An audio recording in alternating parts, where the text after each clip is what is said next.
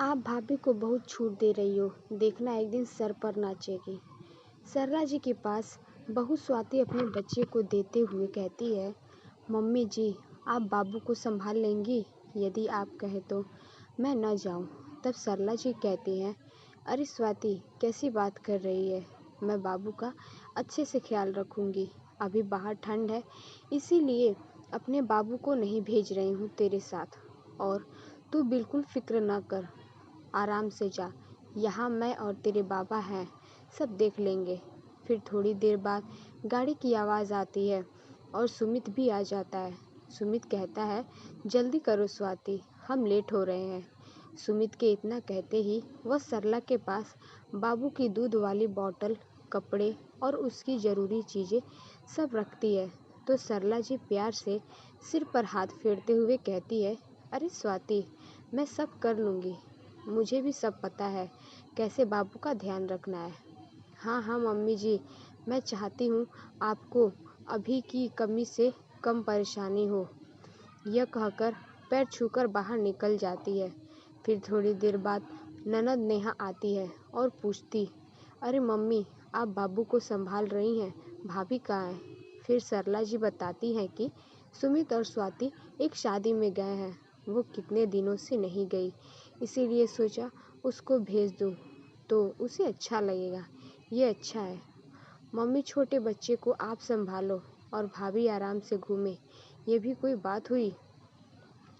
तू कैसी बातें कर रही है बेटा, अगर मैं अपने पोते को संभाल रही हूँ तो तुझे क्या दिक्कत है?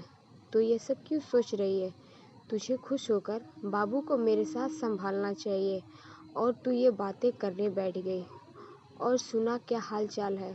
मम्मी मेरे यहाँ तो सब बढ़िया है, पर यहाँ मुझे कुछ सही नहीं लग रहा है। आप भाभी को बहुत छूट दे रही हो, देखना एक दिन सर पर नाचेगी। अरे तू कैसी बहकी बहकी बातें कर रही है? स्वाति शादी में गई है, न कि कहीं घूमने, और वह शादी के बाद कहीं घूमने नहीं तक जा पाई। अब भी मैं उस पर पाबंदी रखूं?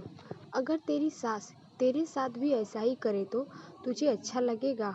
और 2 दिन की ही बात है, मैं संभाल लूँगी बाबू को। थोड़ी देर बाद एक फ़ोन आता है तो वे सुनार से बात करते हुए कहती है, हाँ हाँ भैया, सेट तैयार हो तो भिजवा दीजिए। इतना सुनते ही फिर बेटी पूछती, मम्मी क्या मंगा रही हो? तब उसकी माँ कहती, मैंने एक गले का सेट बनवाया है, उसी की बात चल रही थी और वो सुनार आज दे जाएगा। अच्छा मम्मी, किसके लिए हार बनवाया है? नेहा पूछती है। तब वो कहती है कि मैंने अपनी बेटी के लिए बनवाया। तो नेहा झाँककर कहती है, मम्मी मेरे लिए? अभी क्यों, आपने मेरे जन्मदिन पर डायमंड की रिंग तो दी थी।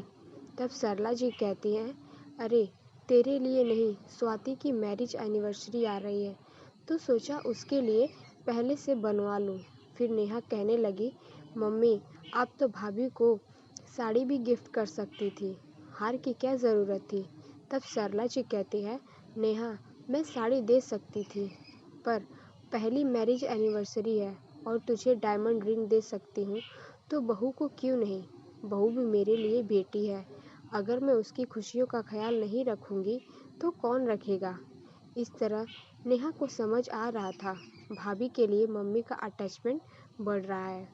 तब वह तुनक कर कहती है कि अब तो मम्मी भाभी की प्यारी हो गई, जो उसके लिए इतना सोच रही हो, बेटी की जगह भी ले ली, आखिर हो भी क्यों ना, आखिर बहू सेवा जो करती है। तब सरला जी भी डांटते हुए कहती है, अब बहुत हुआ नेहा, अब मैं स्वाति के खिलाफ एक शब्द नहीं सुनूंगी। फिर सवाल जवाब करते हुए कहती है, मम्मी बहू सर पर सर चढ़ाओ, फिर कुछ बुराई न बताना। फिर क्या था? सरला जी ने पूछा, तू आखिर चाहती क्या है? मैं और तेरी भाभी एक होकर न रहे?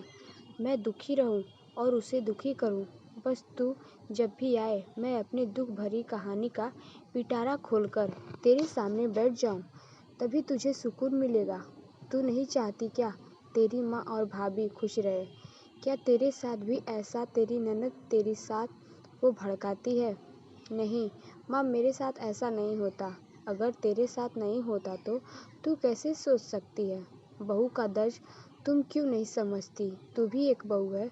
अगर तेरे साथ ऐसा हो तो क्या तुझे अच्छा लगेगा? नहीं ना? नहीं बेटा, तू अपनी सोच बदल, फिर देखना कि तुझे भी कितना अच्छा लगेगा, साथ ही खुशी मिलेगी।